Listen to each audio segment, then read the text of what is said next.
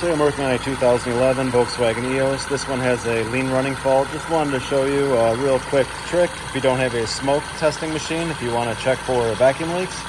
If you hear a hissing, this is usually when I implement this. If I hear like a hissing and it's difficult to kind of identify where it's coming from and you don't feel like busting out the big smoke machine, you can just grab a vacuum hose or a fuel line or anything like that, just a hose like this. Make sure it's somewhat clean and then put one end of it to your ear and take the other end of it and just kind of scan around you where you suspect that there's a hissing, where there's a vacuum leak.